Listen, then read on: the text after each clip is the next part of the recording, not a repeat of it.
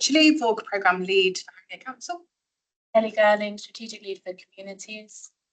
Joe Benmore, Strategic Lead for Integrated Learner Management. Nazia Chowdhury, Democratic Services and Clerks. Thank you. And let's go online. We've got Dina, are you there? Can you hear us? Yes, can you loud and clear? Zena Brabazon, Cabinet Member for Children's Health. I think you said Dina, not Zena. Yeah, I did, but it's good to it's good to have you here as well, Zena, of course. Thank you. And let's go to Dina. Hi, Dina Samani, Deputy Head of Service, Adult Service Victim Support. Thank you very much, Dina. And Adam. Good afternoon, everyone. Adam Brown, Interim ASB CCTV Noise Nuisance and Enforcement Manager. Lovely. Thank you very much, Adam. Is there anyone else online that I haven't called out? David, sorry, I can't see the surname. David, Charlotte, yes. David, sorry. The screen wasn't displaying. You there, David? Good afternoon, everyone. David Charlotte, Housing Needs Manager, Harrogate Council. Thanks very much, David. And I think we've got everyone introduced now. Thank you very much. Is there any urgent business for us to discuss? There is one piece of urgent business where we will have a verbal update from key partners at the end of the meeting. Okay, thank you. Any declarations of interest from any members, either in the room or online? Okay, so just to confirm, there have been no declarations of interest. We have all been sent the minutes. My thanks to Naz for sending those in. Hopefully everyone's had a chance to review. I'm just going to see if any members have any comments on those minutes, either for accuracy or clarification at all, from our last meeting held in March. Okay, if there are no comments, we take those minutes as agreed. Thank you very much, Naz. They are agreed and noted. So if we go into item 8, there was an item on the agenda for membership. Apologies, my papers still haven't loaded up on my computer screen, but I think item 6 has been brought in to review the membership of the CSP. Yeah, I think we were going to have an intro, but yes, that's fine. We just note it. It's just for notes. Yeah. Okay. And we will now move into the crime performance and partnership funding overview. Yeah. Thank you very much. Thank you. Yeah, just one minute.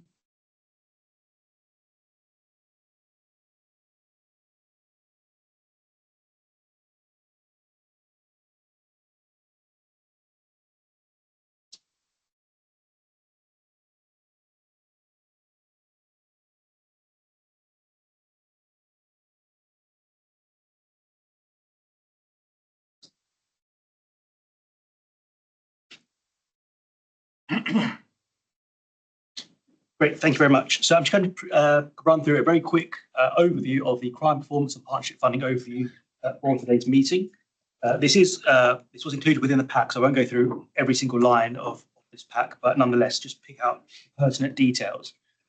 So this slide here on screen and also within your packs just summarises the key performance for a number of measures in terms of crime performance for the borough until May of 2025. So it's fairly recent, but runs till around about a month or so ago.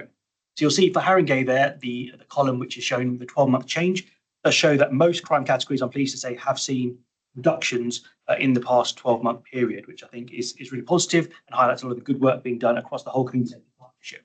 So, for example, you will notice that overall crime, which is the first line, total notifiable offences, has seen a reduction in Haringey of around about 2%, which again is better than the London-wide reduction, which is closer to 0.2% change. And you can see the other crime categories there. Again, I won't go through each of those, but generally speaking, you'll note that for most of those, Haringey is performing in line with or slightly better than the London average. A couple of areas where we are seeing an increase, however, knife crime offences, whilst fairly stable, we're seeing very small increases in knife crime at the moment. So I appreciate there is a bit of a review to the knife crime data at the moment, but also gun crime. We have seen overall a bit of an increase in gun crime across the borough, and that's a slightly larger increase than is seen across the rest of London. But with regards to gun crime, the firearms discharge aspect of gun crime is seeing a bit of a reduction as compared to the overall London piece. Generally fairly positive, but some areas just for a bit of focus. When we look at overall crime across London, and again benchmarking ourselves across London, which is I think one of the functions of the group, see that as we've already mentioned, there has been a reduction in overall crime recorded in the borough. And overall, Haringey's crime rate is around about 97 crimes per 1,000 population, and that is the 11th highest in London. So just close to mid-table, I suppose, for London in terms of Haringey's overall crime rate. And if you compare to a number of years ago, for those who have been working in Haringey for a number of years, you'll note that Haringey's crime rate was always in the top 5 for London. So to see us now 11th and closer to mid-table is quite positive, though clearly more work to do. Haringey, as we probably know, theft, violence and vehicle-related offending are the largest volume crimes. And the highest volume of crime tend to take place in, again, no real surprise for those who know the borough, the likes of Knoll Park, Northumberland Park and also South Tottenham do contribute the largest volume borough. We know that there's a particular focus on violence and injury, particularly for Haringey, but also for London as a whole, and it has been a long-standing priority for the borough. And you'll note from the trend chart to the bottom right of your screen there, has in the last few years been a downward trajectory for violence and injury across the borough, which I think is really positive. On the left side of the screen there, you'll see the wards that contribute the highest to violence and injury. Generally speaking, you'll note that a number of those have also seen some significant reductions in the past year. And the map, which is a heat map, shows the highest volume wards. Dark and red shaded are those with the higher volumes, and the lighter shades are those with the lower volumes. Moving on now, one of the key measures that we have looked at in the past is around trust and confidence, which is a MOPAC survey. And you'll note that Haringey currently sits around about mid-table for public perceptions around trust and confidence. This actually is quite a significant improvement where we were just a couple of years ago. Perennially, Haringey has always been towards the bottom few, and unfortunately, in some cases, has had the lowest for this measure. But actually, now being mid-table at 16th is a really positive upward trend for Haringey. Interestingly, you'll note that we have seen a 3% improvement in this measure in the past year. And I'm currently sitting at 44%, which is just moderately below the 45% London average. So still work to do clearly, but we are moving slightly in a more positive trajectory, positive direction. Lowest ranked boroughs for this same measure are, as it says on screen there, Ealing, Camden and Lewisham. Moving on now to look at the partnership funding aspect. We've now looked at the performance, now let's look at the partnership funding. We know that each year, and in some cases over every 3 to 4 years, we do have extensive discussion with key partners, including MOPAC and London VRU, around some of the funding that we can secure in order to hopefully enable us to continue doing some of the really positive work around reducing crime and keeping the borough safe. So as we've reported to previous CSPs, we have actually been successful in securing a number of different funding streams to continue to support that work. And in particular, that will enable us to continue our work around reducing preventing violence, creating safer, more confident communities, and quite importantly, protecting people and young people from exploitation and harm. There's also just a couple of other priorities just shown on the screen there also. In terms of funding that has been secured, it's to the rate of around about £3 million from 2025 through to 2029, although you'll note that's broken down in various different ways as shown here on the screen. So the largest of those funds is the MOPAC London Crime Prevention Fund, the LCPF, and that's around about £550,000 per annum, which is broken down again on screen there for some of the work that has been allocated across. The VRU LCPF is to the tune of around about £200,000 per annum, and that runs for 3 years as compared to the MOPAC fund, which runs for 4 years. And then you'll note the smaller two funds at the bottom there.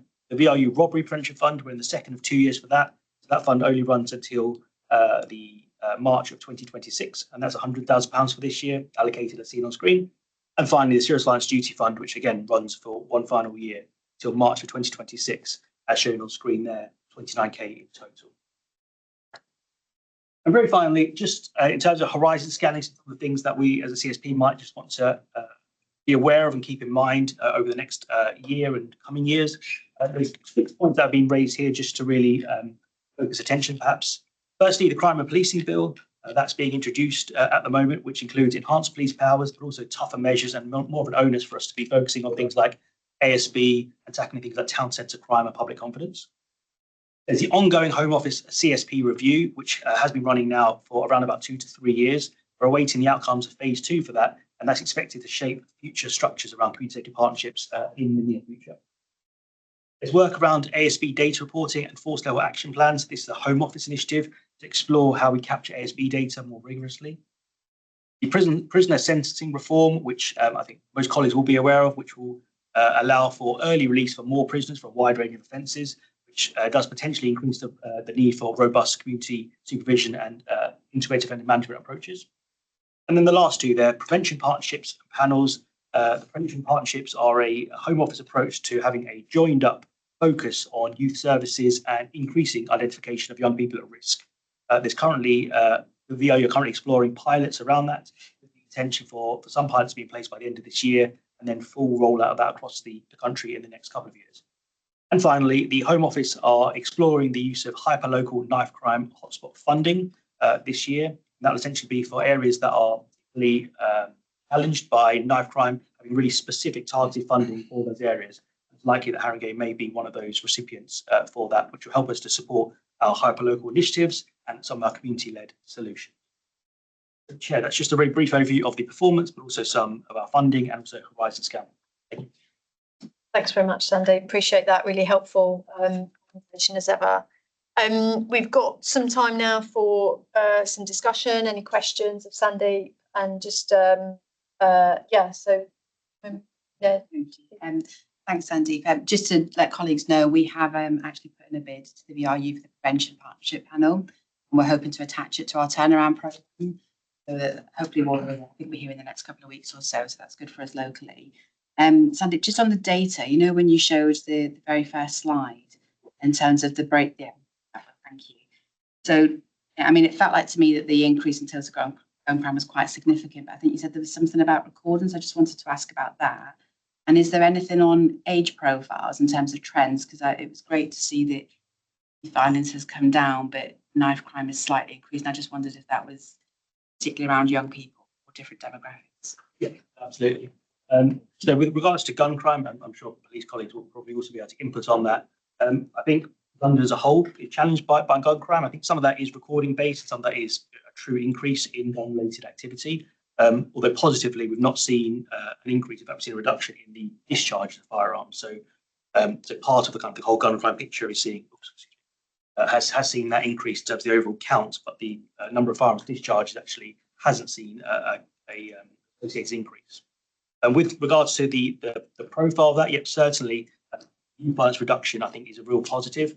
I think some of our other surrounding boroughs have actually seen increases by this same measure. So to see a reduction, that is really positive.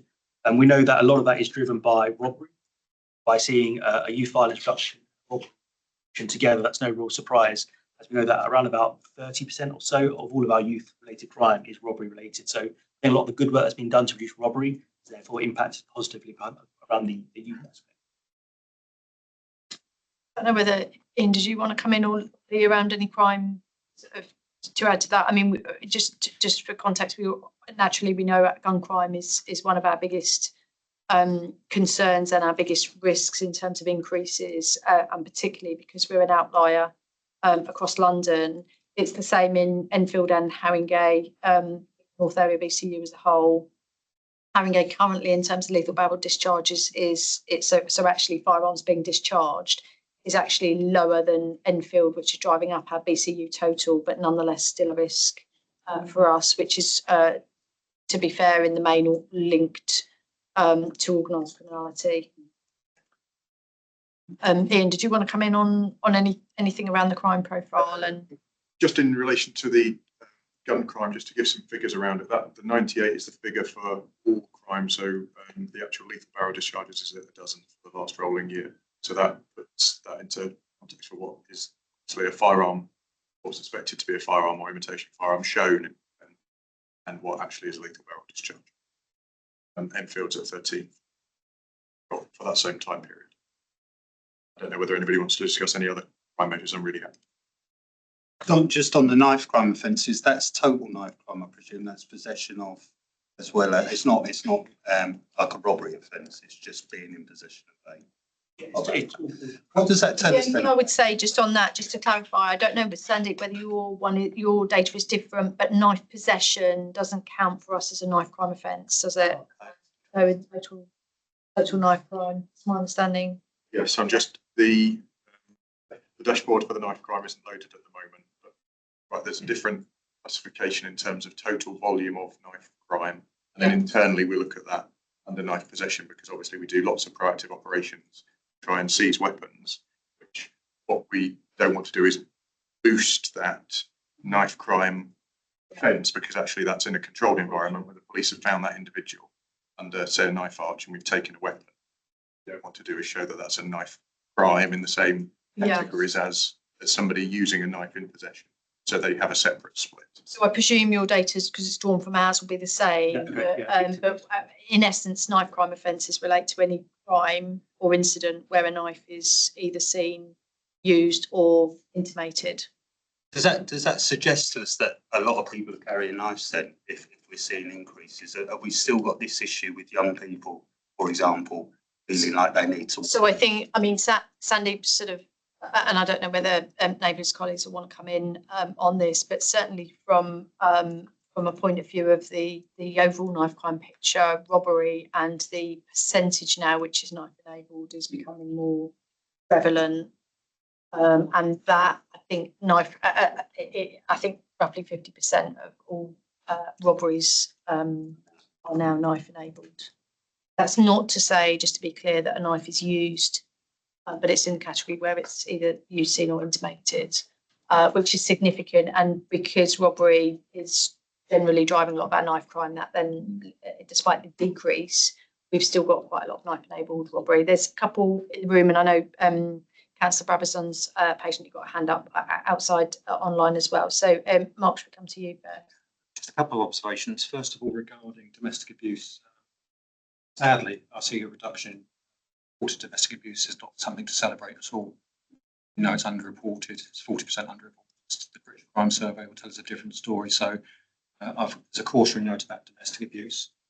Also, in terms, I think, in terms of our scrutiny, ending scrutiny. And there's links to the discussion points later on, but touching on confidence. So he's doing a good job. I'm wondering about confidence in the police overall. And when I say that, I never interpret those figures in terms of being the police. It is always about the system. Such as made that observation, but I'd welcome sight of the overall figures as well as a judgment on the whole system, not the police as a proxy. Yeah, sure. So, I mean, we can definitely, just to pick up those points in reverse, we can definitely break that good job. So good job local is just one of the PAS measures under the data, isn't it? Which we've got a whole stream of questions and metrics, which I don't know if, Sandeep, you have access to, but we can certainly share outside of the meeting. The challenge for us, and we can go on perhaps to talk about building confidence in a bit more detail, but the challenge certainly for us is that we don't have this data at a more local level, so a ward-based level. There are ways that we're improving confidence on a ward-by-ward basis, but this data won't tell us that. But I think that's quite important, and yeah, absolutely, we can break it down. Your other question about domestic abuse. The only thing I would say about the domestic abuse data is this is violence with injury. So one of the key, you've rightly alluded to, Mark, we don't look to reduce, obviously we want to reduce domestic violence as a whole, but we haven't got a specific aspiration about reduction of volume of domestic abuse for the very reasons that you talk about underreporting. What we do, though, need to do is reduce the impact and the severity. And obviously, that's basically about homicide prevention, which is where violence with injury is a specific thing that we work to try and. So that's things like the predatory offenders, the repeat victimisation, and the more violent element of domestic abuse, which is where we look to target, which is what you see in those figures there.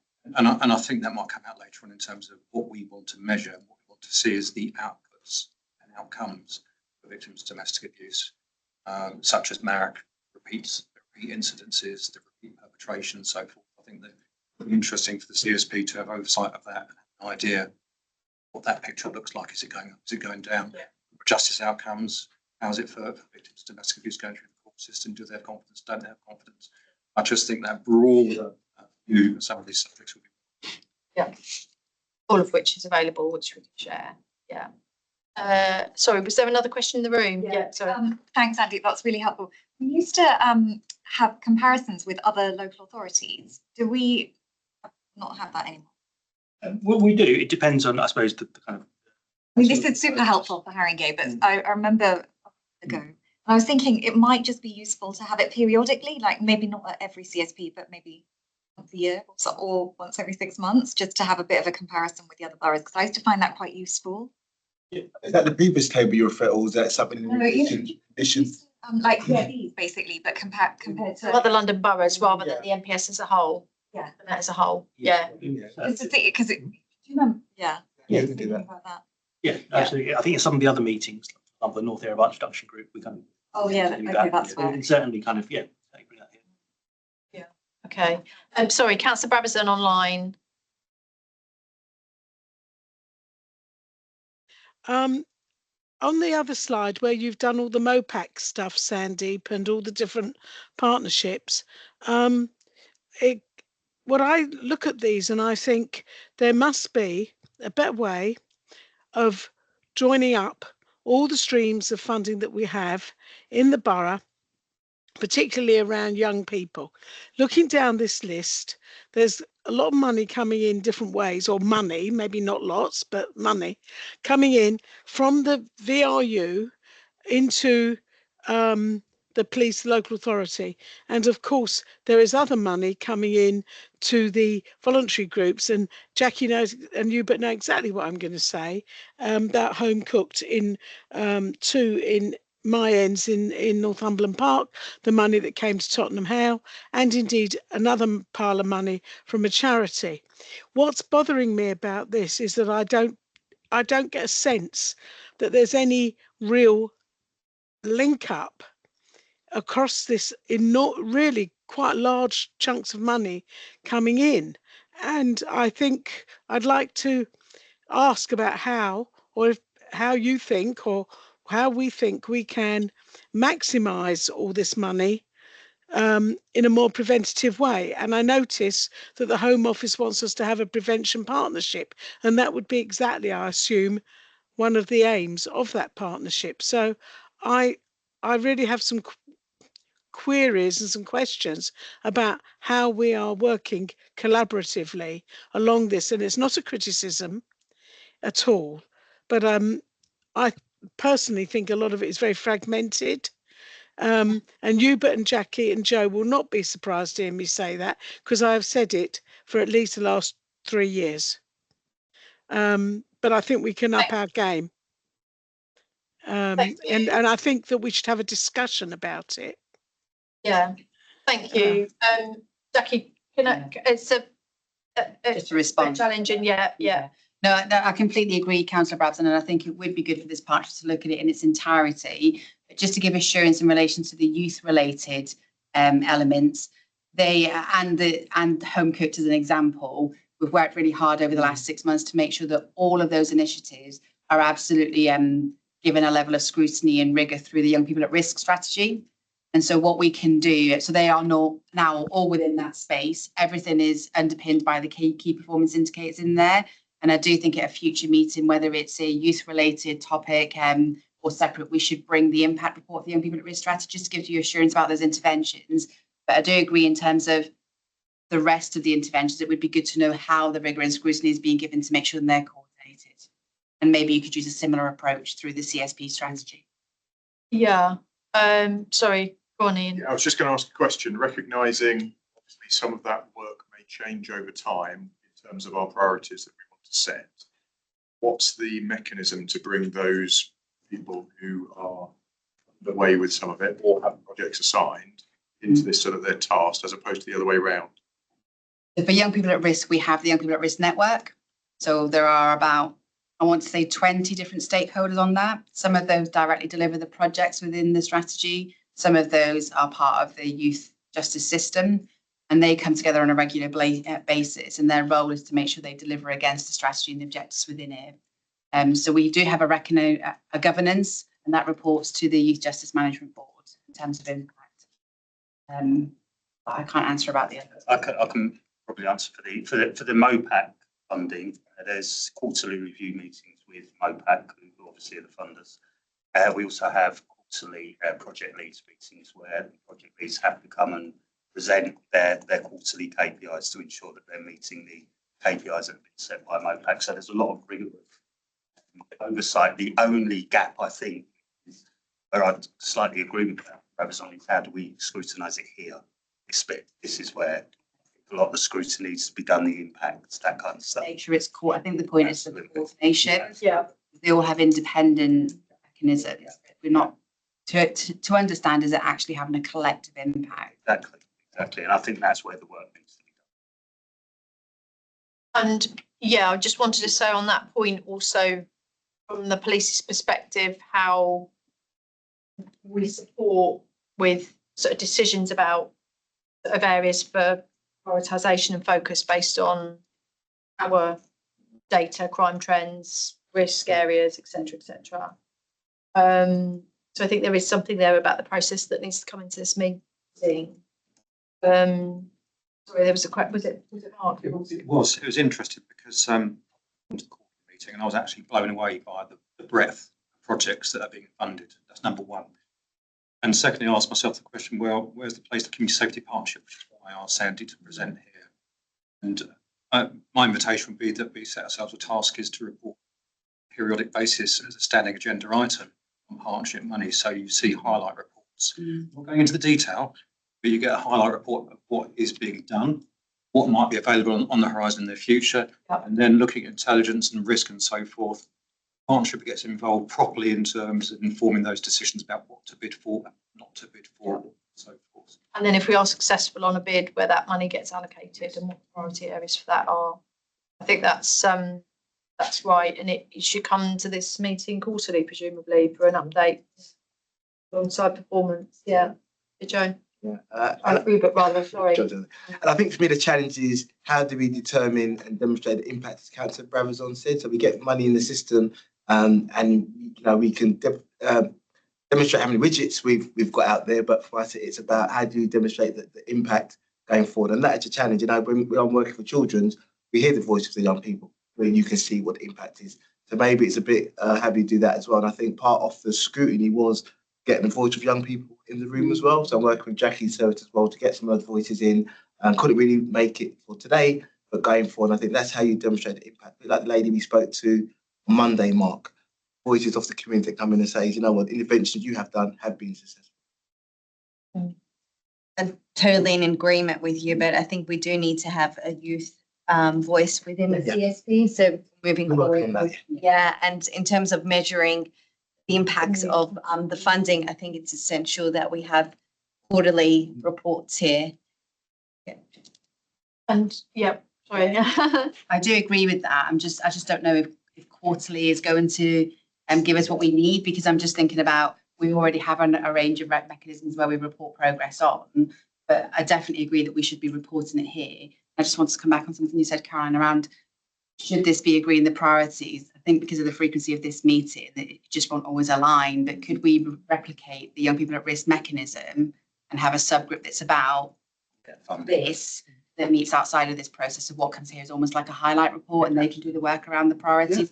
Otherwise, we just don't have the time to do it. Joins up. You see, look at the funding measure. A lot of them are linked and cross-cutting anyway, so maybe you can look at linking up. We look at the data, we talk to our board members outside about why we think, and then we take it to the Young People at Risk Network. It just doesn't always align. So maybe if we could do the work outside and bring a highlight. Yeah. Okay. I think where some of these are working really well, and we know that the funding is for a fixed period of time, it's important to work out how we might want to sustain some of the good programs rather than stopping and starting, which we do so often because we get 2-year funding or 1-year funding or whatever. So I think the monitoring is really, and also thinking about how we as a collective might be able to fund some of the ones that we know are doing really, really well, or we think are really important in the borough, particularly in light of the fact that ICBs are now having to make efficiency savings. NHS England's been abolished. The council needs to make funding efficiencies, and we don't know whether some of these external organisations might also need to make efficiency savings in the future, and so we might just get less funding into the borough. So just just thinking a bit longer term, I think just a consideration that I think we will need to. Can I just check to Jackie's point about So having effectively a subgroup that pulls all this together and gives us a highlight report. These are all sort of held in different parts of the portfolio because this is obviously council, local authority funding as opposed to money that's allocated to police for this work or one of the other parts of the partnership. So is this, are all these different funds being run by individual sort of portfolio areas across the council? Because I'm just thinking of a simple way to pull it all together and make your steer on how pull that, and agree that new process then, because I think it's really important for all the reasons we've discussed, but also as we move forward with some initiatives. So, for example, we take the whole build as an example, how we could align some of the funding and some of the work that's going on really clearly under these projects to the sort of hold and build phases of CHB as an example, and having oversight at this board of, you know, what's where and how it's all doing, and to the point about do we need to renew funding or is it something that closes and comes to naturally, et cetera. It might not be a subgroup, but I'm fully expecting Mark is going to say to me at some point, can I have an update on the young people at risk initiatives, CSP, and that would cover a lot of the youth justice youth service ones. But you know, that's how I see it. Yeah, okay. Just some feedback. If a panel is proposed, I think we need representation from public health, the police as part of this panel, so there's proper oversight as to all the various funding streams coming through. That's if it's going to be considered. Reflecting on Joe's point about the existing quarterly meeting that you have, the membership there, maybe if you like the gubbings, that meeting's already in place. Yeah, I mean we've got the framework. It's just how we link it Into this meeting. To me, that would be in terms of us having the rigour around the frequency of our meetings, getting the diary set, those meetings, getting some synchronicity that's going. I've been NAS maybe just to kind of make sure that we align the calendars. Quite simple fix. Similar to, as I was going to propose. So we had the first of the new funding streams, which began as of April. We had the first of the quarterly meetings with all the project leads. That was last month, weeks back. Yeah. So perhaps at the start of the 10, we could look to sort of pull together a highlight report from those meetings to bring maybe to the next CSP to see if that's kind of fit for kind of what we want it to do. Yeah. Maybe kind of look to build upon that. Good. So it is a start. And any other points in this? As a reminder there as well, it might be worth, I know we're looking at participation in this group, it might be worth including reps from MOPAC, LCPF and VIU teams to come to this meeting as well. They can give a wider overview of kind of some of the future. So helpful, because if they're actually undergoing structural changes, Exactly, in towns, be able to know what impacts that might have locally. Yeah. Okay. So an agreement and decision then has to bring are we saying 6 monthly or quarterly? Doesn't. I'd say 6 months. Works because these are fairly new, in fairness. Yeah. But also with a forward sort of forecast, especially if we're only doing 6 monthly, it'd be really helpful to see what's projected in line with some of the stuff on the slide after this, Sunday, about what's coming in and what we might need to make discussions or direct, others around from this board. Yeah. So happy, sorry, Naz, that you captured that. And Can I ask that perhaps we bring draft here for agreement by the panel rather than bringing something here that people want changed? So the first could be a work in progress draft. The panel can agree this is what we want to see and any nuances. And then the next panel bring the final version, if that's okay, just that we could all agree that and you could agree that we can over as the chairs that you want to see that. So then we can, we are going to have to think of it as you go along, but then we can sign up as a board that this is what we want to see, and also Councillor Brabazon as the other kind of lead within the portfolio. Yeah. Okay. Thank you, Councillor Brabazon. Does that? I know we've had quite a lengthy conversation on your point. Are you happy with the way forward on that? I am happy with that. I think the key thing is that someone needs to get a grip.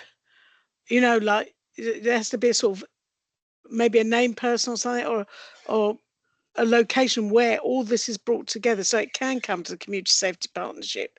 So it's not, we have to see how this work is integrated, because otherwise it just becomes lists like we're seeing now. So I do think that it's good that you've taken note of what I've said, and I appreciate that. I'd like to know that someone is tasked with the job of ensuring it all. It's a bit like a patchwork quilt, isn't it, Caroline? That's make it. You know? Okay. What's portfolio? So Yeah. children's. Yeah, so we've agreed between community safety and children's then, we've got that in hand. Okay. Yeah. Okay, thank you. Was there any other, before we move to item, it's actually item 7, but it's the next item on the agenda. Anything else on the crime performance and funding element? Just one last question. Since we've got priorities around reducing reoffending, are we able to tell how many of these offences entail individuals who have reoffended? So patient data or data on repeat offending at the moment is very limited, must be said. I have to have conversations with colleagues, but Maybe police colleagues might be better to answer that. You've got IDIOM, which is kind of a year track. So I think it's, if I come in there, if that's okay. And we'll touch some of this in the later discussions, but reduction of reoffending is a statutory responsibility of the Community Safety Partnership. Probation service aren't represented here at the moment. I'm not sure they've been to the last few meetings. And we need to ensure that our membership is actually core and representative of the Community Safety Partnership. The statutory partners should be here. And probation service, as opposed to the police, should be leading on that. I was going to say, it's very difficult for us to capture data from others well, and there's a set criteria around it. If an individual goes out and commits one other, like a relatively minor thing, a shop theft, and they've done that and we deal with them, actually that reoffending is totally different to a knife crime reoffending of the significance. There's a great deal of variance within it, custodial sentences and then coming out and reoffending obviously different. So yes, we have. It's not straightforward to pick up on.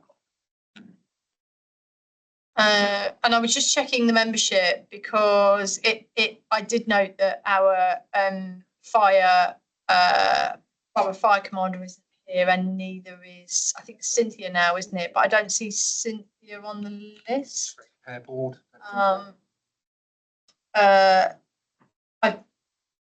terms of membership, Naz, I think we would need to add. So who would we have from ICB? Would that be We can find out. I think it's a task and get them invited to the next one. yeah. So Susan ITT, maybe she will. yeah, I think it's anyway, yeah. So I think just Naz probably to ensure, going back to the membership point, that we do have attendance from all the memberships across the community safety partnership. I wasn't at the last meeting, so I'm not sure. But either she's relatively new in post though.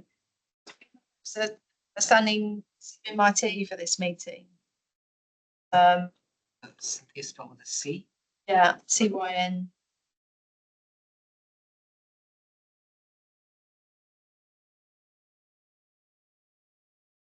Yes. Okay. Yeah. I'll put her. I didn't know she was. Yeah, so she's probation, and then the same around. It seems like it might be Peter Campbell. Was he the newish fire commander over at? It's a new one, so. Yeah, over Haringey.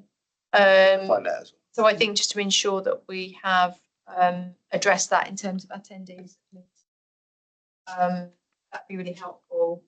So was there another point there? There was one on talking about membership. Your point, wasn't it, about membership of everybody, which we agreed. Yeah. Good. Thank you. Okay. So if we move on to the next substantive item, which is a theme discussion on a bit of a stock take of the Community Safety Partnership. Mark, I think over to you. That's over to me. So thank you, Chair. I'll be moving around a couple of slide decks as we go. When I learned it was a hybrid meeting, I committed some pen to paper on Mentimeter. So I'm attempt to make use of an online system where people are online and in the room can make use of their laptops and their phones to engage and type some answers. Hopefully give us something to take away as well as important discussions. Before I actually do that, I wanted to share a slide that's born out of the last 2 days, really, or last 3 days. Share this, hopefully that's going to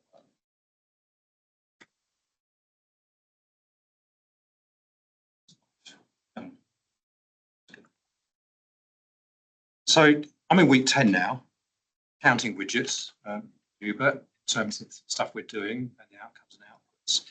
Spent a lot of time visiting various estates, and I just wanted to bring us down to earth really from a Joe Public's perspective. There's a reason I put things like oranges on the tables, and there's two reasons for that. It's not tokenism, it's around kindness, first of all, and it's around prevention. What I've noticed in these 10 weeks is everyone is working so frenetically hard. And I think we need to take time to be kinder to each other, kind to Joe Public, so that compassion is really, really important in the work we do.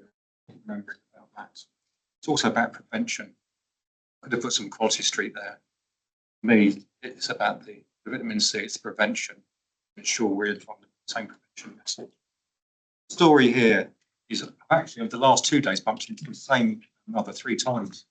So I did a walk around one of the estates when I spoke to this lady.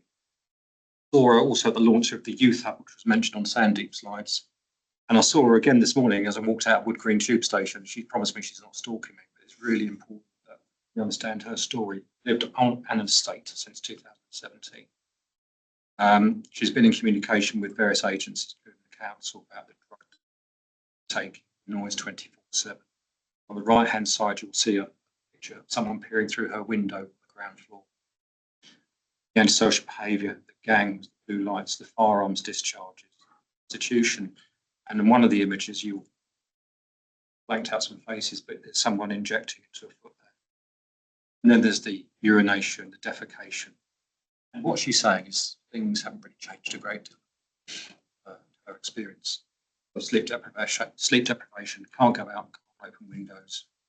So impact in terms of trust, in terms of trauma, impact in terms of confidence, impact past, present and future.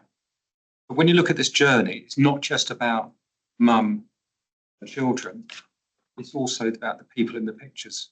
It's about their journey as well, where they've come from, why is they're using drugs, why it is that some of those women, those sex workers, what their journey is, having been trafficked perhaps from Eastern Europe. Therefore, had a great conversation with yesterday, who told me the number of sex workers in the Enfield Haringey area. And so he gave me some really awful stories about some of their journeys. And one, I think, trafficked from the age of 13 or 14, came to the country, has been here 20 odd years. And in that journey across the system, precious few NRMs, I think one, if that, been exploited and trafficked. It's not been done across the number of different agencies. And I think that's really important to reflect on those folks' abilities and their journey as well. So I think just to bring us into that space, if that's okay. Stop sharing those slides. I'm going to flick between some slide decks in a moment.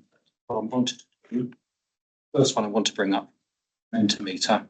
That's my main presentation before we go into the like this exercise. And all I'm going to invite people to do is log on to mentibook.com on your mobile phones, take an image of that, scan it, and it'll bring you straight there. I've used Menti before, hoping it works okay. I've witnessed people using it, hoping it enables us to commit pen to paper, answering some simple questions, informs our direction for the future.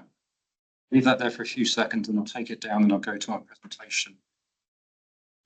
Stock take, which poses more questions to help inform this Mentimeter exercise.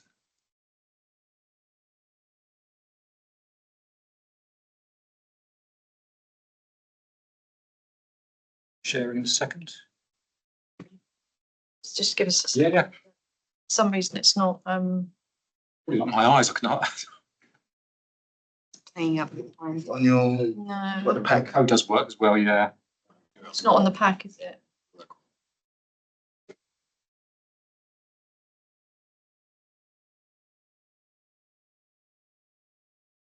Might you just scan it on your screen? Yeah. Yeah, Have it on screen and It kicked me out of the the Teams app, so I'm just waiting to get back into that. But one second. Self as well.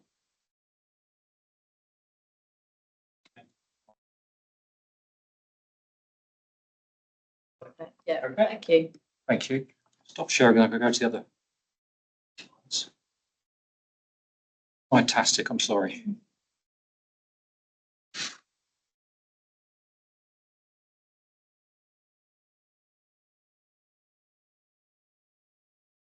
Sandy.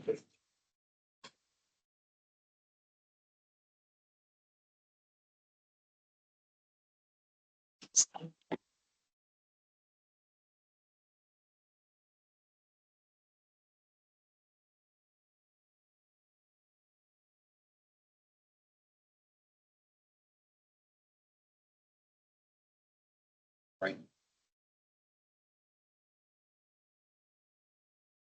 So I'm going to talk about elements really. Health check of community safety partnership, testing clarity of priorities, testing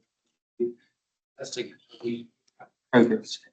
And the invitation is to, I've been through this presentation, just about some of the points that have been made there, go and answer the questions on the Mentimeter. So what are the general principles of an effective community safety partnership? Now I could have come up with some words myself, but actually did the AI thing and asked, it seemed to make sense actually, so I'm not going to say I'm completely smart or anything. Clarity of role of the CSP within a broader partnership landscape. We're not in isolation, are we? Safeguarding boards, got health and well-being and so forth. We're not in isolation. Minimum standards, best practice for collaboration, data sharing, and community engagement. Seems fairly standard. Performance monitoring. Again, that goes to some of the discussion earlier on about what we measure. Ensure we are measuring the right things and it informs our discussions and our decisions. Training and support. Importance of ongoing training support for CSP members to effectively tackle crime in ASB. Ask ourselves about last time we did a bit of training, we had to put on a subject, question mark. We need to be up to date with current developments. Community involvement, encouraging greater, that's a typo, isn't it? Community involvement and input into CSP activities. So they seem fairly sound. The next slide is a mixture of practice and statutory. Most of that is legislation. It talks about an annual strategic assessment, gathering the views of the public in one public meeting per year. 3-year CSP plan. Just pause there, just reflecting what are we doing in relation to those. Statutory obligations, the serious violence duty. Statutory obligations, strategy to reduce reoffending. Statutory obligations, substance misuse as combating drugs to partnership. Question mark to challenge ourselves with is how frequently or otherwise do that particular board and group report into the community safety partnership, which is the overarching umbrella. Statutory obligations regarding prevent, developing, and there's more develops in that world we may want to consider as a board. Conducting and overseeing domestic homicide reviews. Reviewing expenditure of partnership monies. We've touched on that already. That's going to be information sharing agreements, local authority scrutiny of the CSP, and some reports that talk to that more recently. So that's in place. Us come together as a formal group, reviewing knowledge skills, etc., etc. There's just some questions there in the margins, but in the feature about reflectable delivery, statutory obligations, and business processes. And those two questions, what's working well, even better if they're buried within the exercise. Next slide. So testing our priorities. If we look at our 3-year strategy, disorder strategy for the partnership, within the document, there are a couple of versions of priorities. There's significant overlap between those two different versions. But equally, the very fact that priorities are mentioned twice could question what our priorities are. I'm erring on the side of the second lot of priorities. But then we ask ourselves the questions: violence and higher harm crimes. What do we mean? Or what do we mean? Where's domestic abuse? Where does that sit in that? Exploitation of adults and young people. In my little first slide, I spoke about the sex workers and their experience having been exploited, trafficked, and so forth.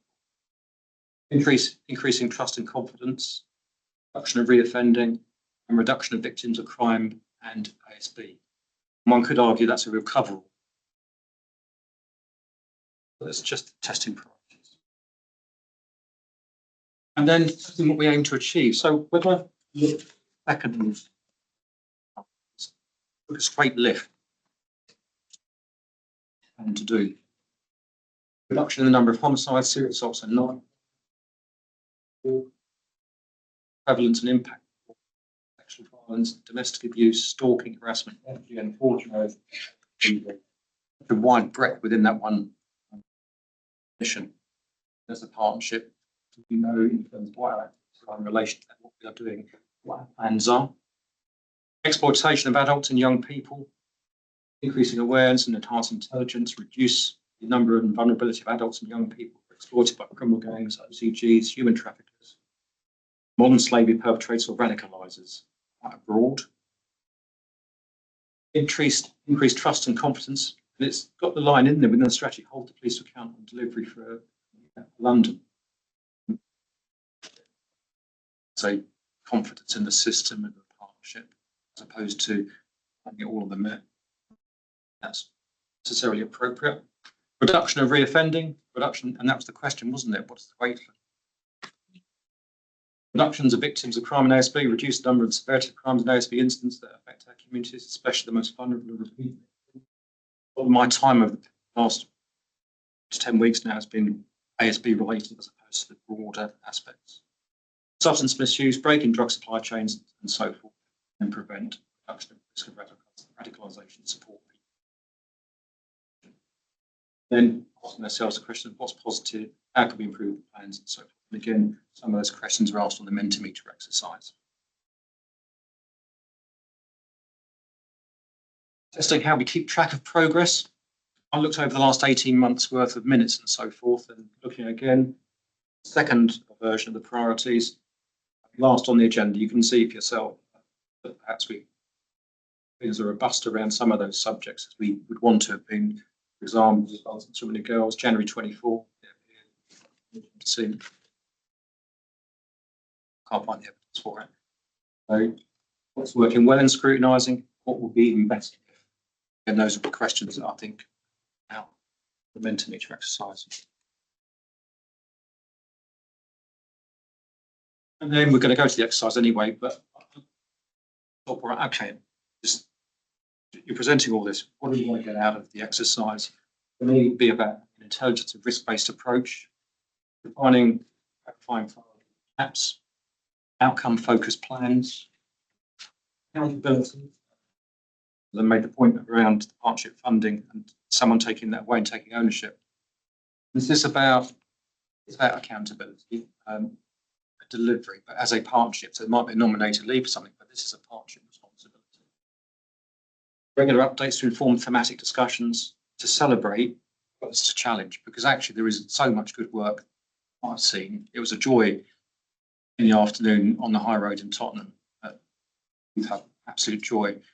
Speaking to Paolo, one of the youth outreach workers, it was absolutely fantastic and an absolute education in terms of, again, he gave me a walk in their shoes, a journey of a young Somalian lad who went to Somalia. Education that was. Refreshed and representative membership. So, that's the acronym, but anyway. And this is just through something. Is it time to reset priorities and maybe discussion? I just thought, okay, come up with some serious violence, actual responsibility anyway. Violence against women and girls, I debate that a lot in my own head, really, because on a professional level, I'd like to separate them out, domestic abuse. But ASB, hate crime didn't feature in version 1 of the priorities at the bottom as we'll keep an eye on it. I don't know, partnership and the statutory responsibility monitoring prevents substance misuse and reduction. Stop sharing that before I go into the Mentimeter exercise. If there's any quick observations, and I'll try and deal with them whilst I set up the Mentimeter. Thank you, Mark. Questions? I'm happy to cover in Borg as a thematic focus at any that we have. No, that's So, About the work. Councillor Brabazon.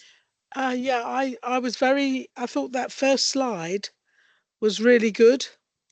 I think it summarised everything in one slide, really, about the need to, about not just about working together, but asking some questions. We know drug dealing is going on in the stairwells. We know ASB is going on.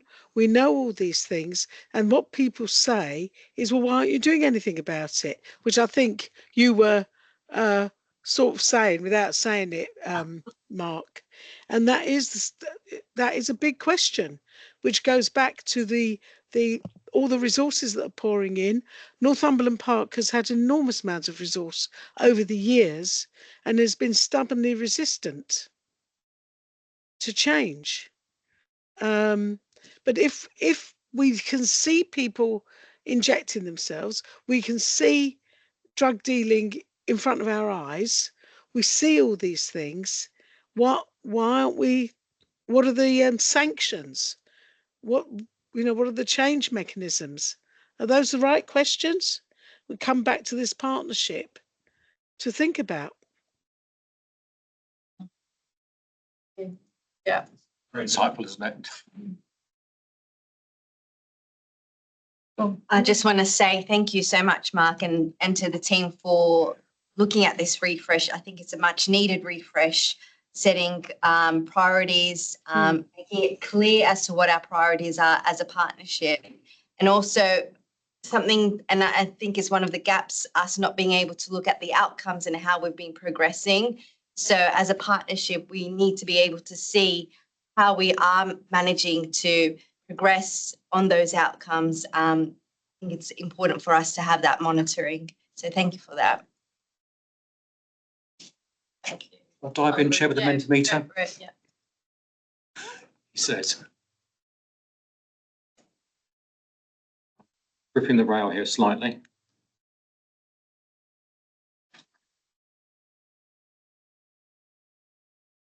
Thank you.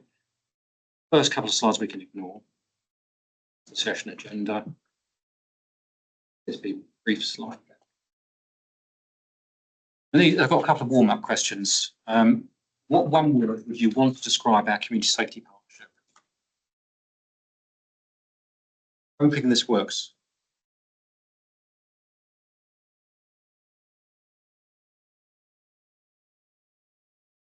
But as in currently? No, we're the ambition. Time. Take it back.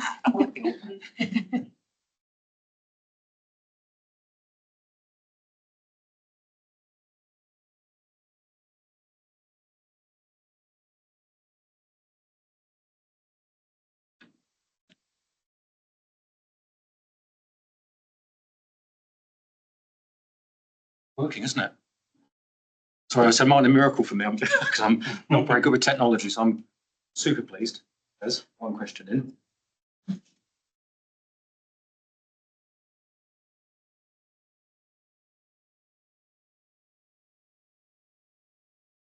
So we've got a range of answers there. Collaborative seems to be featured very heavily. Outcomes driven very heavily. Effective very heavily.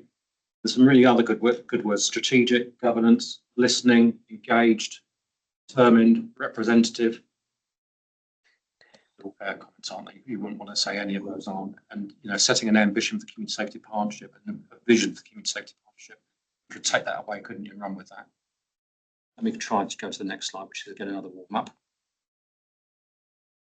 What should the CSP focus on short term, here and now, medium term, 1 to 5 years, long term, 5+ years, or all of the above? There's different versions of those types of questions, but I hope you get a sense of meaning about what we should be focusing on.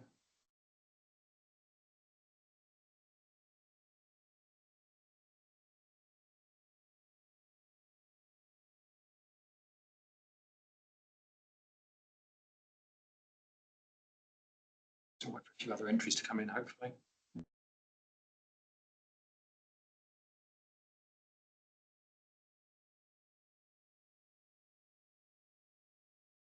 I personally and professionally, I find that reassuring in terms of looking at the whole piece, because we've got to deal with it here and now. But I think an observation would be the risk of firefighting, to the fire suppression and the fire prevention. We've got to be doing everything, sadly. It's that broad spectrum. So that's reassuring.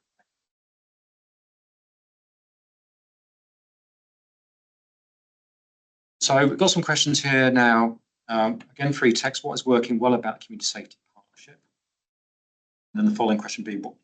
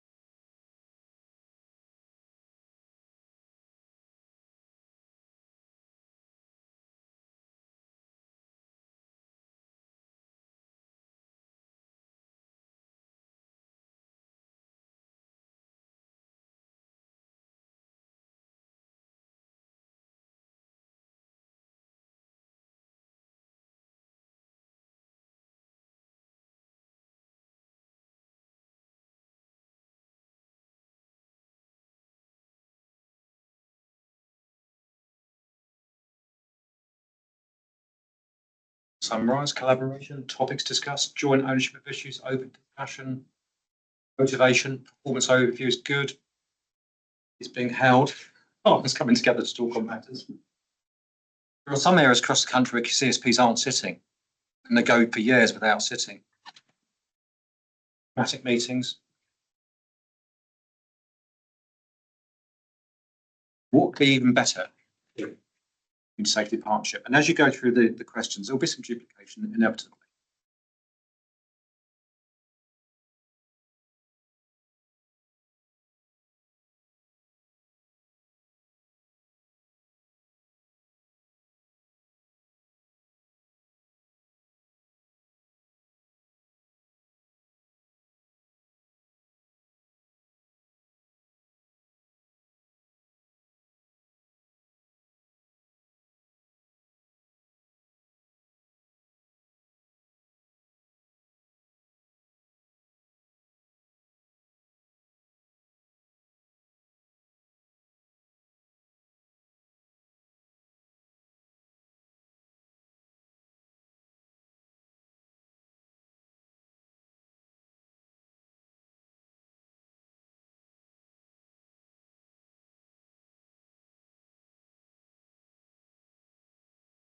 Better representation, focus on impact and outcomes, clear priorities, less is more, logistics, meetings planned a year in advance and not changed to ensure attendance, standard agenda, focus on outcomes and priorities, clear structure with flexibility for emerging issues, fuller attendance by core and wider partners, a clear update on risk and how the risk picture relates to the priorities, focus on outputs and outcomes, some clear themes of rising be taken away and developed.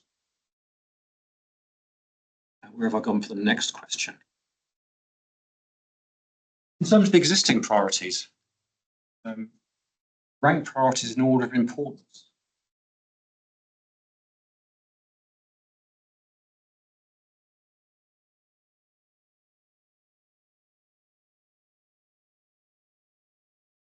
No, yeah. It may be an impossible task. It's just The things that pushes you. So if you have to. yeah.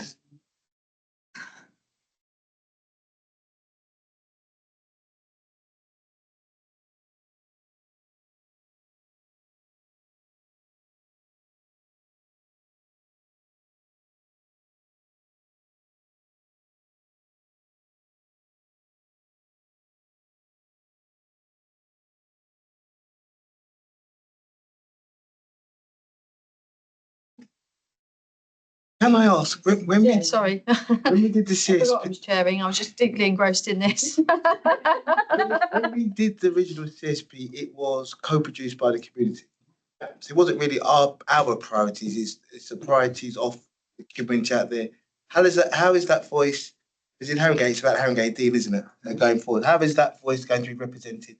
Yeah, so we can have our views, but how do we get that input via the Haringey Deal? Because you remember when we did the strategy, it wasn't our strategy, it was the community. So I don't think there's a right answer, to be honest with you, but because one, there's things like, do we do crime and disorder survey? That's a view about people, that would tell us what Joe Public is worried about. I know the service have taken place.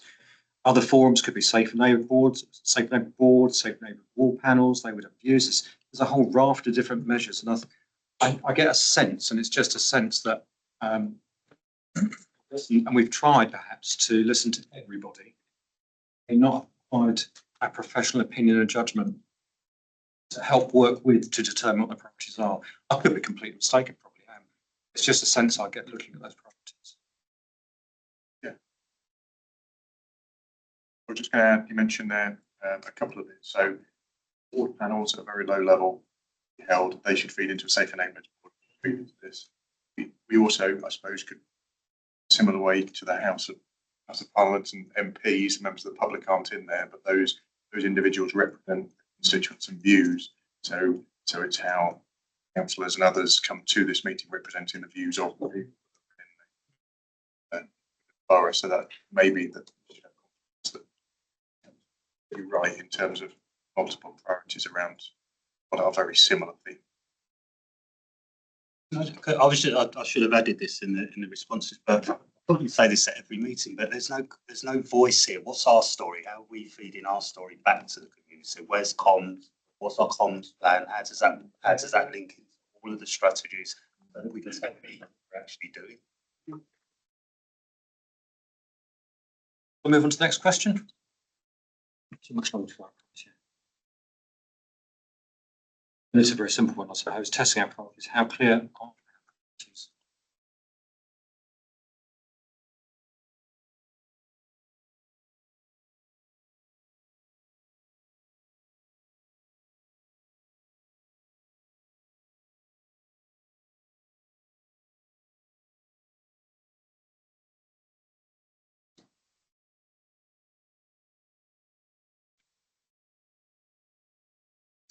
I suppose one of the issues you've kind of alluded to is that although we've got the strategy and our priorities within that are really clearly outlined, we have to challenge ourselves about how frequently we remind ourselves of those and address those in this meeting. So whilst they're clear on paper, in reality, you know, how much do they drive the progress in this meeting? So I actually forgot and the work of the partnership.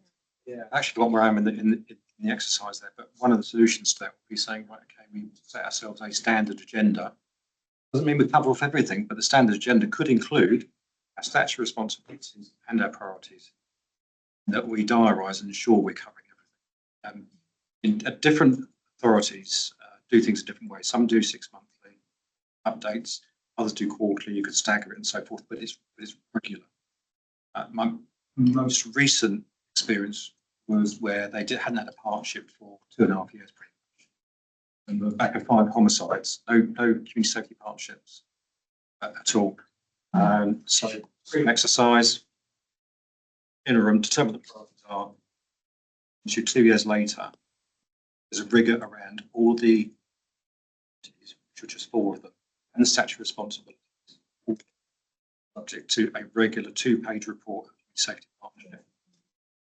No, I actually put that, I don't think it came up on the screen because there was quite a few, but I think we need it every meet rather than, because the meeting only happens quarterly. If we only focus on one area, you could go a whole year without actually discussing a priority. So I think it's really important we have a summary report of the outputs. So performance is important, but then the other outputs and the headlines in relation to that priority. Yeah.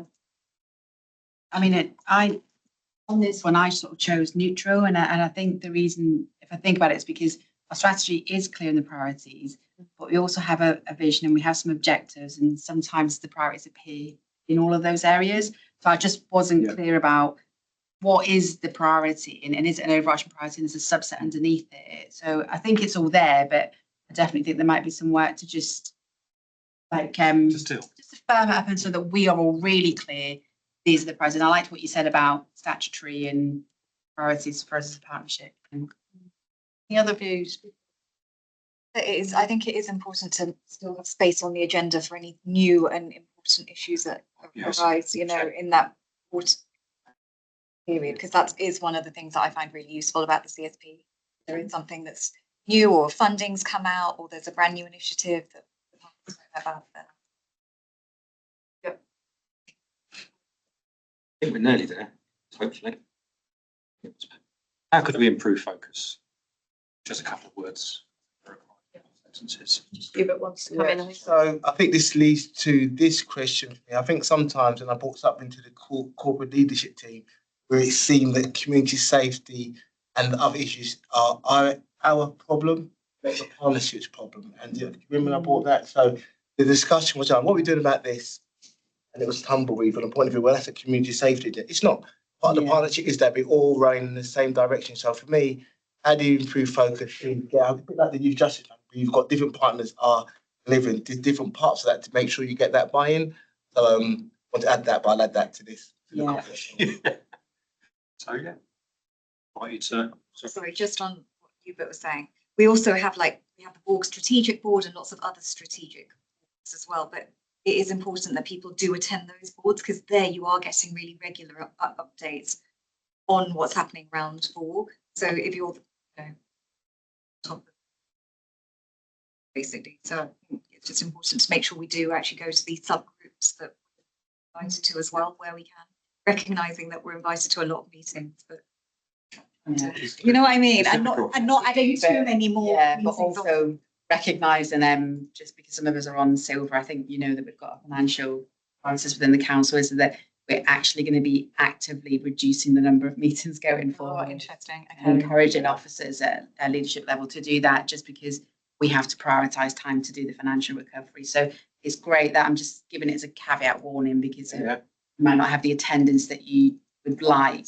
Okay. We're going to try and reduce, but I appreciate that. Is there any way of reducing the number of actual board meetings? We're looking at all of it. Yeah. So, you know, we will, I mean, I'm sure you will be looking at this, but we're looking at things like frequency if it isn't the meeting itself.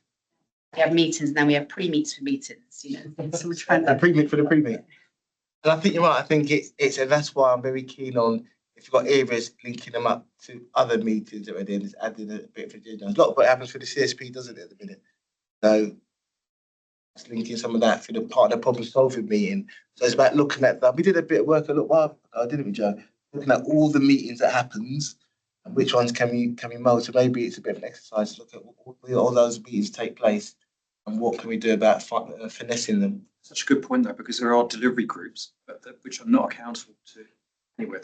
The PSSG, for example, is a really good example, as is the CMARC. You know, it's cited in various policies and so forth. No accountability, there's no oversight or scrutiny about what those groups are doing and how successful they are in delivering against our partnership. And they are partnership meetings. The MARC, I'm sure, gets scrutinised in the Borg. But actually, is there a MARC steering group? Do we monitor and track the repeats? I don't know. So yeah, so that sits with commissioning, because it's currently commissioned service, but yeah, we do those things, yeah. Just not here at the moment. Okay. So I'll go to the next one. I think I promise you we're nearly there. Like duplication, I think. How can we improve the clarity of what we aim to achieve? I think that's probably many sentences.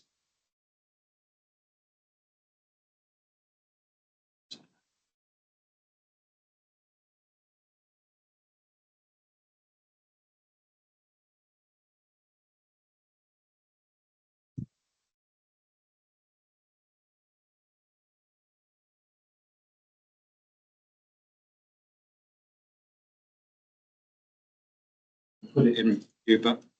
Know the word. What, the widget? Said it once, yeah. Some use deployment.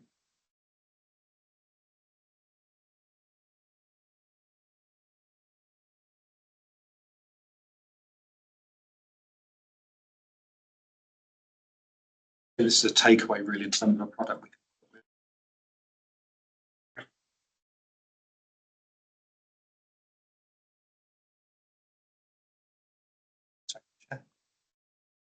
Yes, yeah. How do we know we're achieving our goals? I think, again, this is, in fairness, another replication, because from the discussion so far, we've spoken about reporting here, highlight reports, and things maybe we don't do so regularly.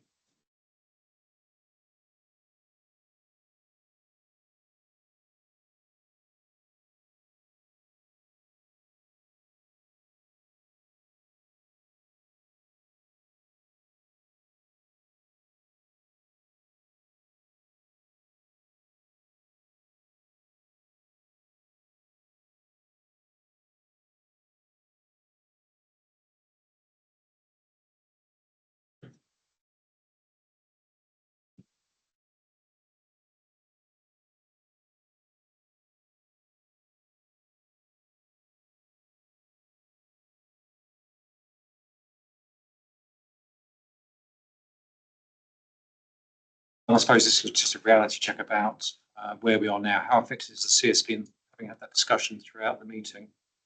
How effective is the CSP in scrutinising progress against its priorities and plans?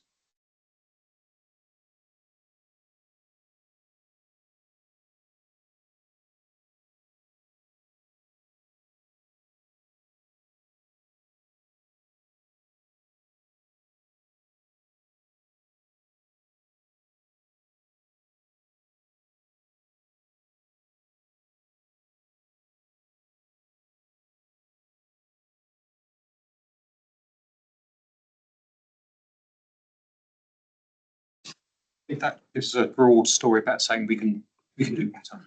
It's the mandate, so we can do better. To dwell. I think we can skip that question, if I'm honest.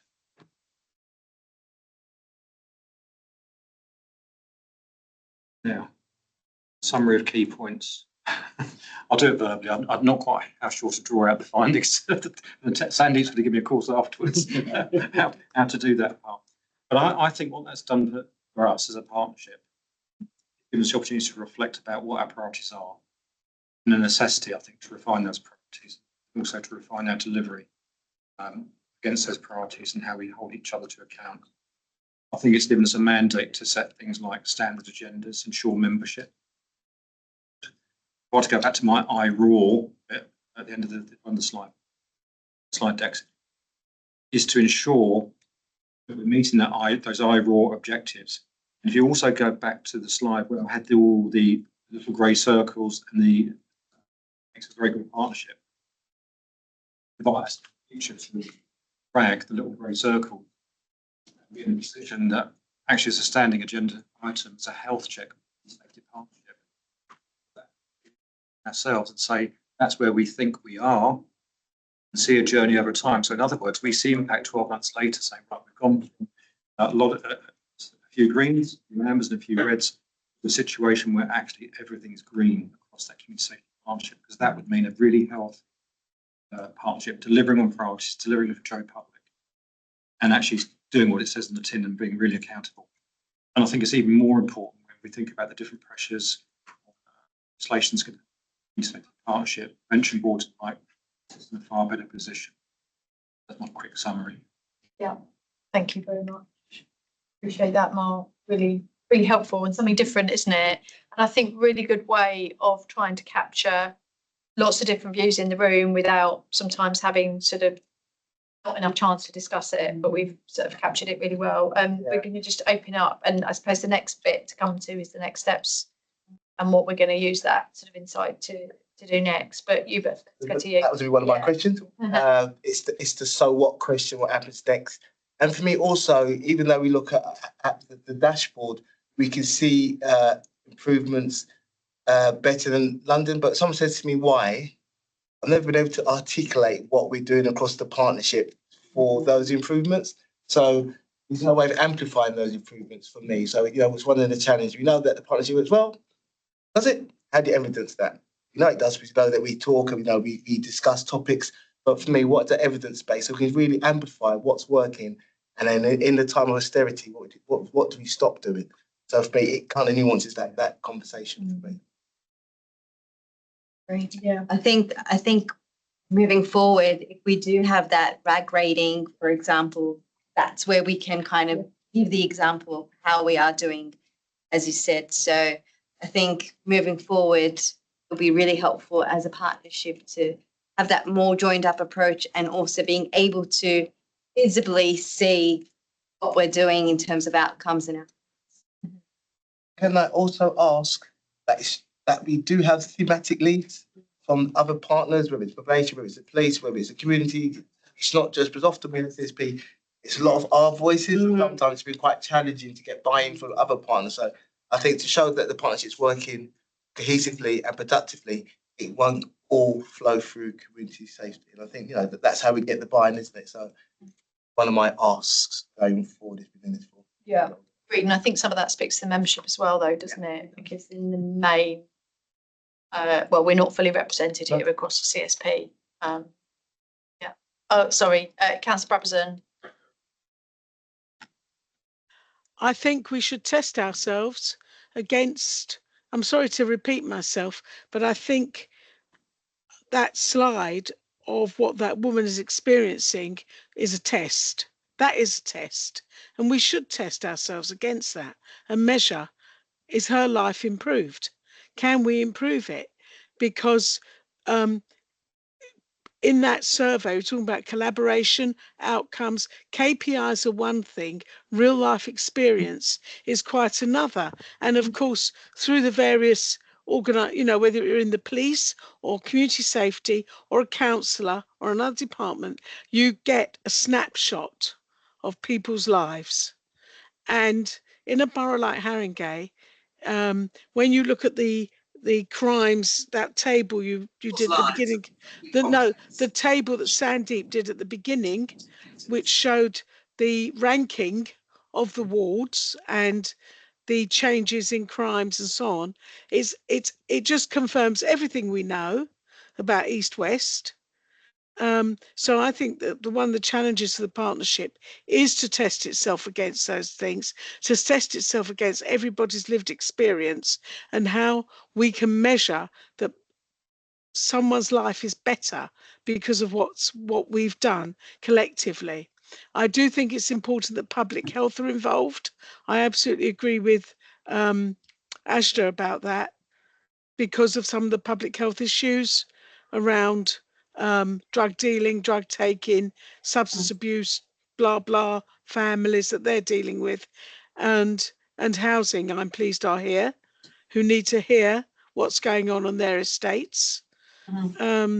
So that collaboration has to be wider. So I think those are some points I take from that exercise. Thank you. And I, on that membership, certainly, I mean, we've spoken about the external sort of parts of the partnership, but with regard to the local authority representatives, what do we feel is the best way forward? I mean, one option could be for us as chairs to write to the relevant leads, but there might be some internal process that you prefer to follow. I'm happy to initially reach out to the gaps between Mark and Naz, and then if you don't get any joy, then we can say escalate it to you. So that could be the first. Part of the correspondence will be the fact that. Yeah. Because I agree around public health, children's, or every part of the. That's of course. It's housing, and just other key partners. You mentioned probation, education. Could I just come back a moment, Caroline? Yes. Yeah. Apologies, I'd put something. I thought I'd submitted it, but it didn't show. I think the CSP should invite a secondary head, the chair of the secondary heads group, to join the CSP. I say that because schools are very difficult sometimes to engage, particularly secondaries. And that's been a bit of a running theme around youth engagement from the youth council and so on. And the secondary heads have their own forum. There's 10 secretaries in the borough, and they are such an important element around young people. I think it would be good to invite a secondary, the chair of their group, to come to this meeting. I don't know what other people think. That's one thought. And I did have another one. Oh, I know what it was. Another reason around public health is we've started talking about smartphones as a public health issue. And I think that might indeed be something that will end up being relevant here because of harassment, bullying, trolling, all the sort of stuff that happens through social media. Yeah. Anyway, yeah. Okay, thank you. I think I'm conscious just to check, Naz, I know you said there was a couple of matters of urgent business. We've left half an hour for AOB. Do we need half an hour? You think? I'm just trying to. Update from key partners. I mean, it's really about how long their updates are, and I don't think it's going to be that. Yeah, okay. So just sort of managing time because we've got just over 20 minutes left. We need to finish on time at 2. But Jackie, did you want to come in? Heads.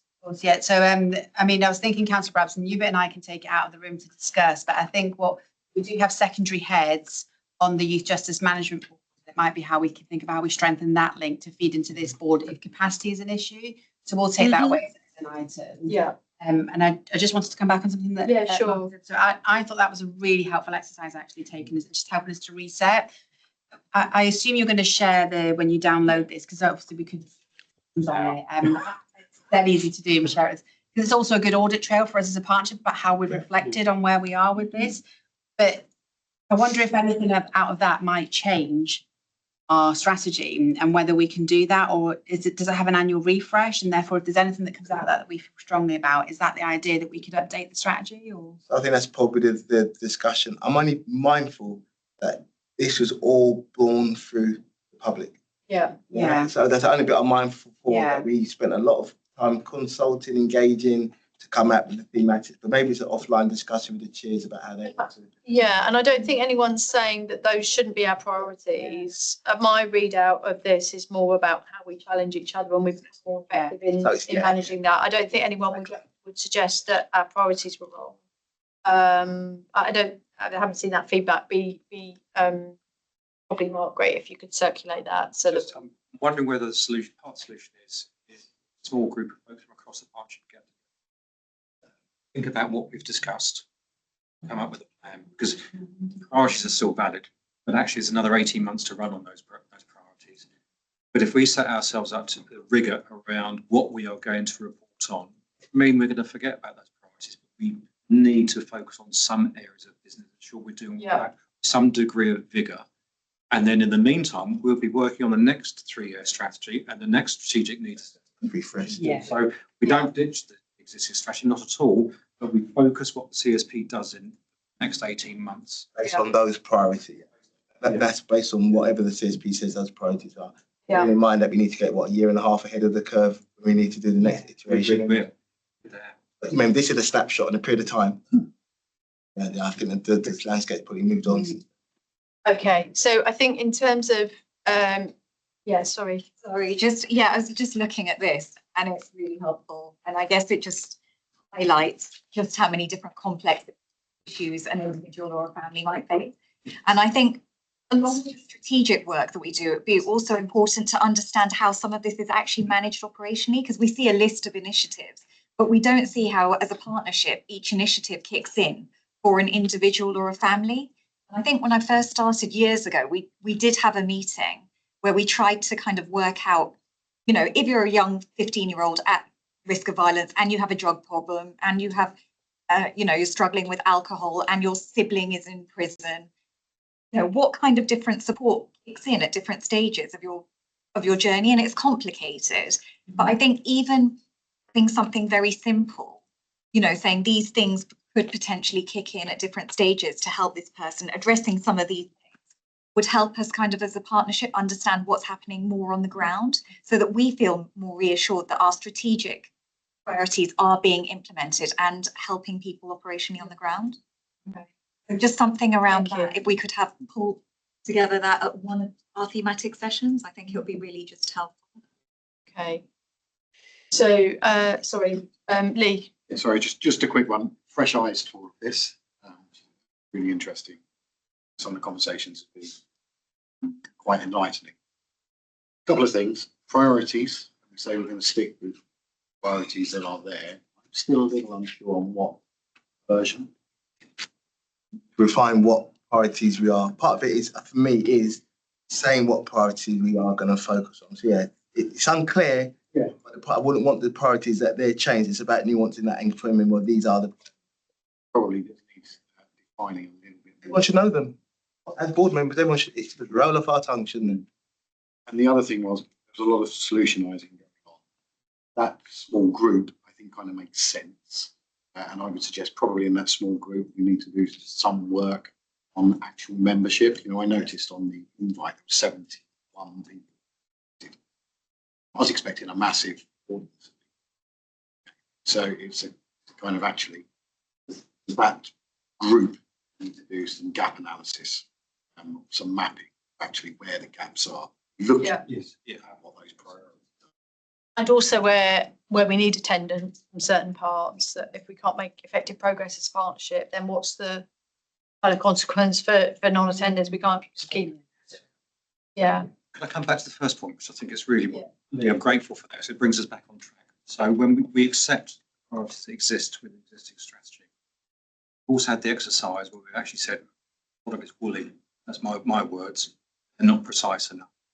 What I'm suggesting is that as that small group defines what we are really going to focus on within those existing priorities, accepting in 18 months we're going to do a refresh. So we're not sacking it off, but we're actually saying we're going to refine and define. We are going to refine and define.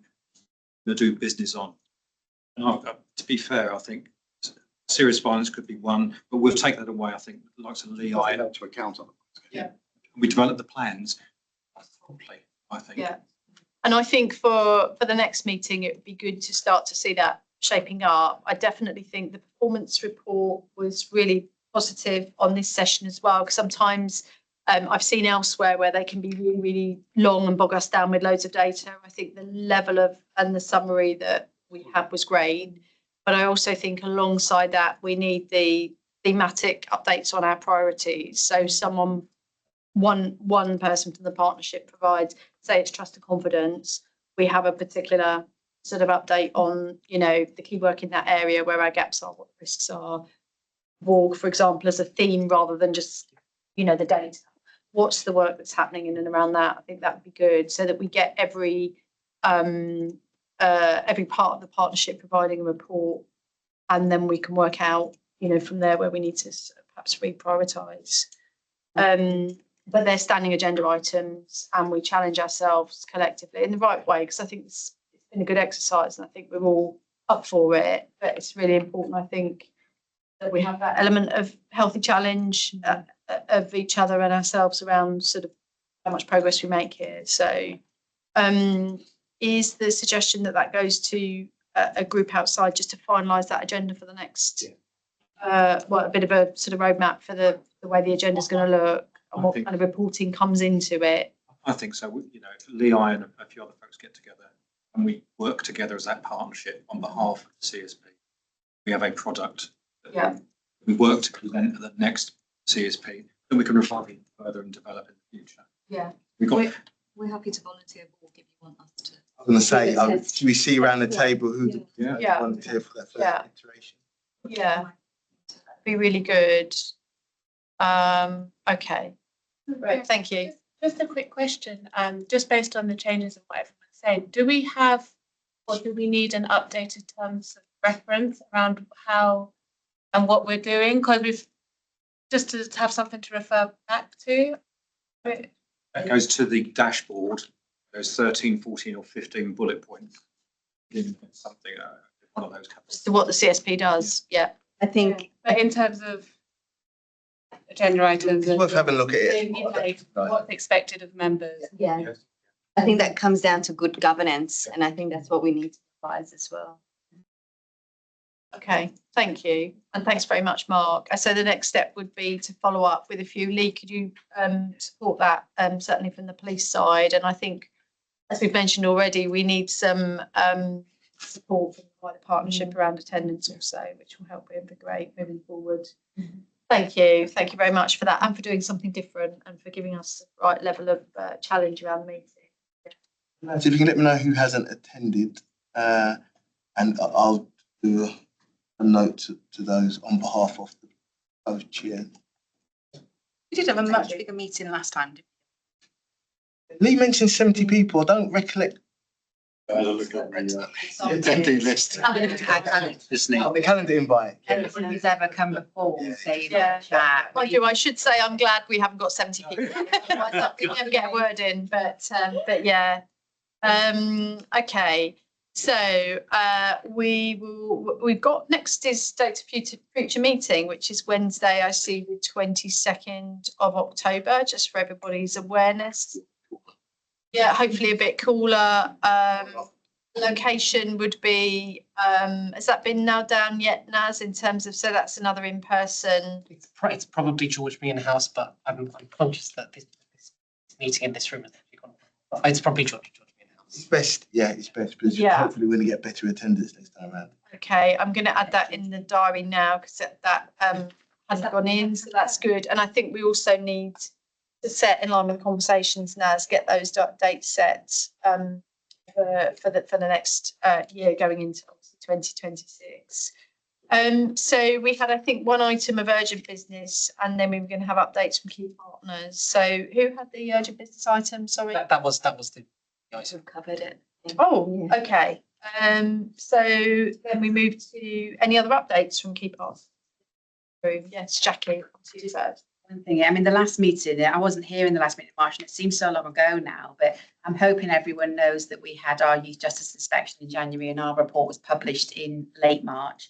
And the partnership, received an overall grading of good with outstanding features. And I just wanted to impress my thanks to this partnership too, and to have that noted, because we work so closely together, and many of the representatives who are on this board are also on the Justice Management Board. And they really felt like the leadership and the partnership arrangements around justice were very strong. If you were to read the narrative, it certainly reads like outstanding, but you can't get outstanding if another area needs a bit of work. Maybe not that part for minuting, but thank you to the partnership, because it was really a well-deserved outcome. Great, thank you very much, Jackie. Appreciate that, and good news. Yeah. So for me, I think one of the things that we would need to bring back here is probably clean whole build. I don't think we've reported back on development. And I know that we've started to get grips on 2 of the 3 operation delivery groups, the communities one.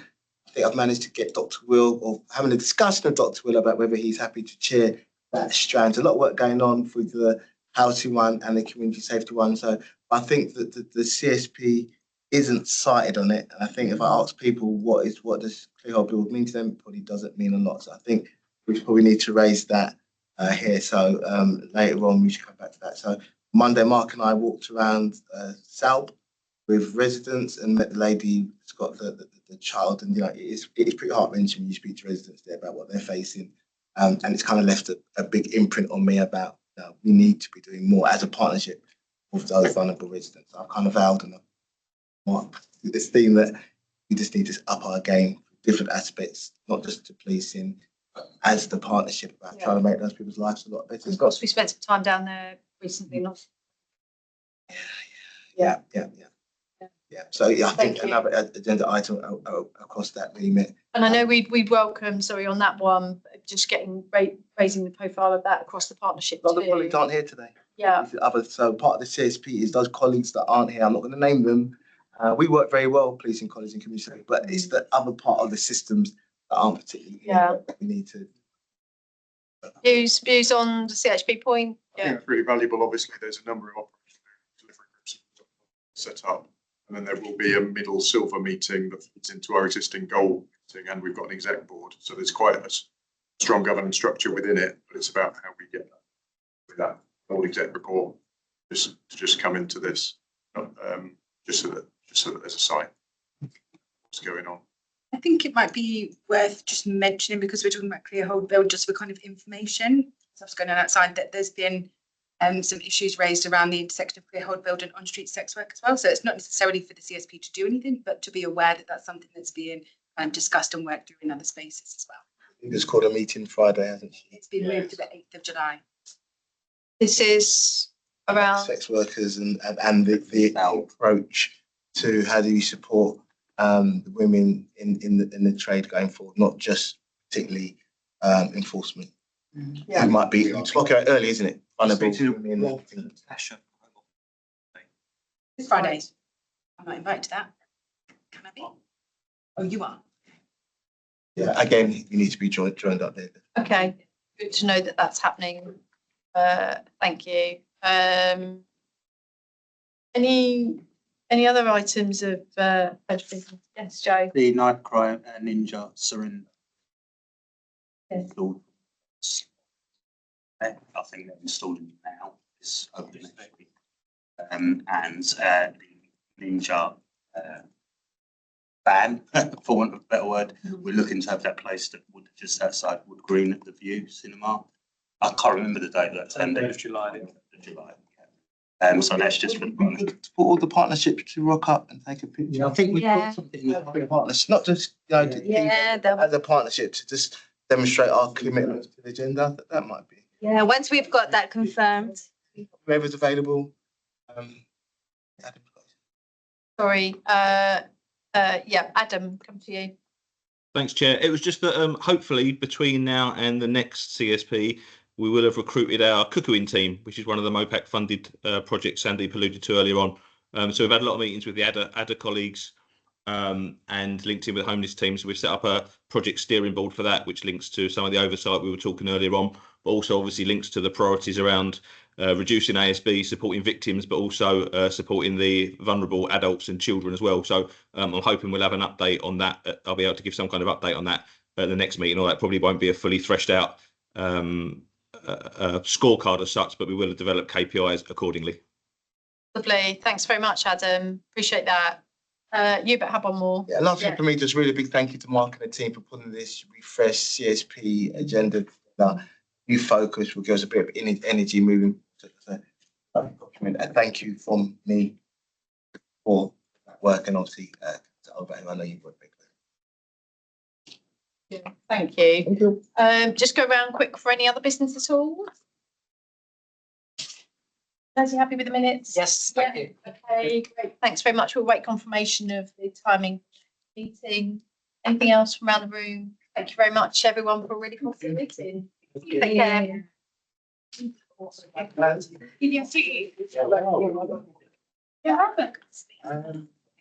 Oh no, it's on the scene, but I'm in. I know, see where you are, Chad. I just got. Yeah, so I just wanted to check. It's going to